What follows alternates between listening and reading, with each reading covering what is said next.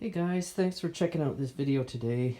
I'm going to work on something else while the engine is still at the shop getting checked on. So the plan is the whole upper frame here for the cab is attached to the lower chassis. Up in the front there's 1/2 inch bolt there and 1/2 inch bolt there. And then at the back here, there's these two upright pieces of angle, and it's just bolted through there, and through there. And I've struggled in the early design stage with how I could try and get some suspension incorporated into this thing. The tracks are going to actually be fixed in their attachment to the lower chassis, so I didn't have a lot of options, but this idea popped into my head thanks to one of my colleagues, Blair. We were just chatting one day and he kind of mentioned something that gave me this idea, and next thing you know, here we are. So what I plan to do is to retain the 2/2 inch bolts up at the front there, but lose these solid links at the back, and basically use those two bolt points as a pivot so that the upper deck can pivot up and down. Then the idea is to take these 300 kg shocks, build a little shock tower, if you will, that will support the frame onto two of those. So basically the shocks will be attached to the lower frame rail, and then the top of the shock will be attached to the cab base. And that should provide a little bit of cushioning for the riders anyway. It may not give too much cushion for the suspension or any of the mechanics, but that's really not the point.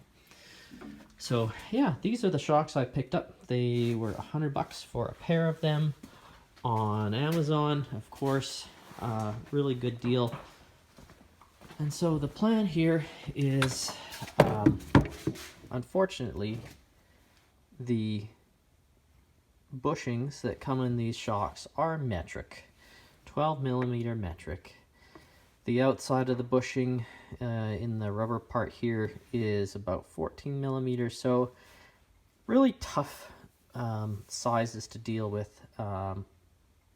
In building this thing, it's hard to find a 12mm drill bit to drill holes for bolts and whatnot. So the plan is to machine out some new bushings that will incorporate a 14mm OD and then just a standard 3/8 inch inside diameter, and that should be plenty to support the cab and the attachment point here. So what I'm going to do is take just a piece of 5/8 inch bar stock and put it in the lathe. I'm going to drill out a 3/8 inch hole in the middle, and then I'll machine the outside diameter to fit into the shock here.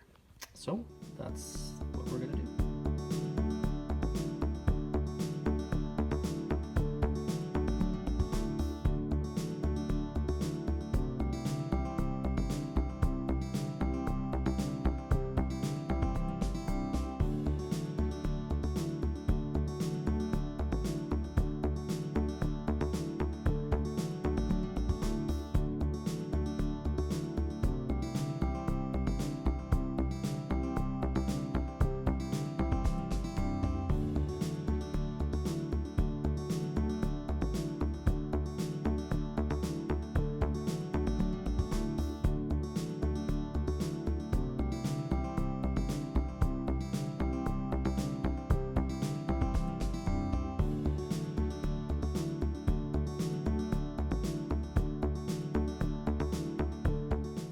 Alright, so on the left, that's the stock bushing, and I just, for shits and giggles, threw that in the lathe, and I just reamed it out with a 1/2 inch bit, kind of sloppy. I figured, well, give it a shot, see what it does. And then on the right here, that is the new steel bushing. Yeah, look at that, that's nice and clean, a nice finish on that. And let's see, perfect for a 3/8 bolt. No metric. There we go. So I've got one more that is done. I just got to ease the edges on this, and then it'll be ready to go on the other side of this shock. And then I'm going to basically machine up 2 more out of that same piece of bar and finish this other one here. So that's next.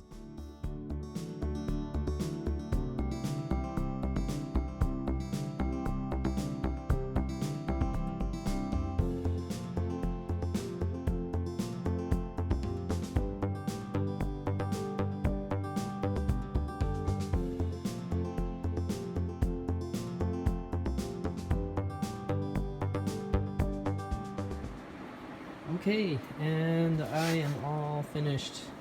The bushings are done. These are now fully modified to SAE 3/8 of an inch all around, which is fantastic. That's going to make installing these into the frame very easy. So the next step to do is to start cutting some pieces of flat bar and some tubing to make a little bit of a shock tower and get this all attached on to the snowcat. The one problem is I'm going to have to take off all of that HDPE paneling, because as soon as I start to weld on that thing, all of those little hot balls of molten metal are going to just burn right through that, so don't want to destroy that right now. So have to pull all that off, and then I can fabricate the mounts and get these installed.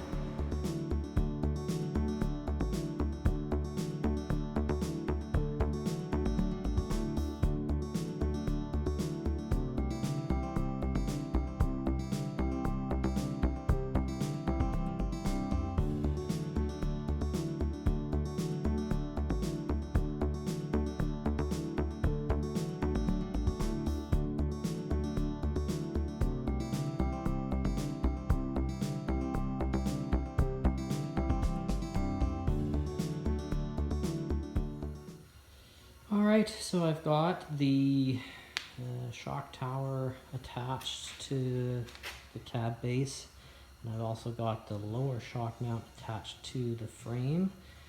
Everything's working out well. So what I ended up doing is setting the top of that bar so that when the shocks are fully compressed, there will never be interference between that top bar and the fittings that come out of there. So there will be some room to be able to, you know, have the suspension travel in there. And it looks kind of tight, maybe for the plumbing and whatnot, but that'll be plenty of room. I'm going to put a 45-degree fitting on the end of that hose, so it'll actually kind of come in on an angle, and it'll actually skirt right around this reservoir on the shock. So last thing I need to do right now is up front here, where it's going to pivot on this 1/2-inch bolt. The top plate that actually attaches to the chassis is only 3/16, and so that's a lot of pressure on a really small bearing point. So what I'm going to do is just drill out a couple of 1/2-inch hex nuts, and I'll just increase the bearing area, and then just use a wider or longer bolt here to actually support this. And it'll pivot on that 1/2-inch bolt, but the support area will be a lot greater than 1/4 inch and then 3/16. So that's the last step to do, and should be all wrapped up here. Just got to weld it up.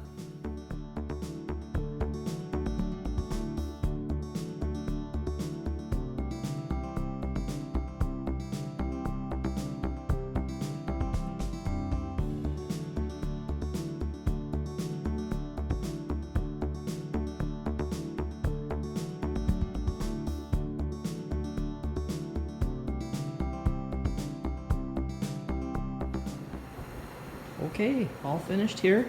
I got it all welded in place. Gave it a quick shot of spray paint. Same paint, the trim clad, but in a can.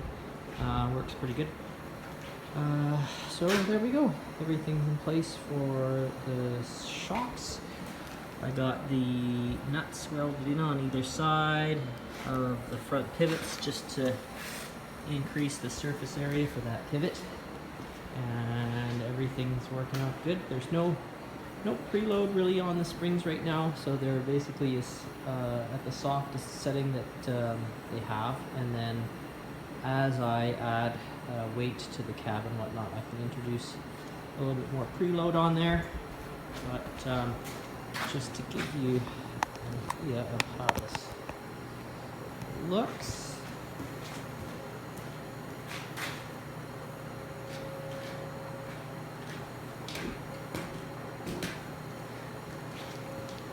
There you have it. It's all ready to go. I think that's gonna make this thing ride a lot better, just to be able to iron out some of those little bumps and whatnot. More enjoyable. Anyway, thanks for checking out this video. I have a couple more that are still in the works. You may have noticed the engine isn't there. It's still at the shop. I haven't heard back from them yet. Hopefully next week they'll be able to get that thing finished up and I can get it into the frame here and keep going. But that's it. Thanks for watching. Bye for now.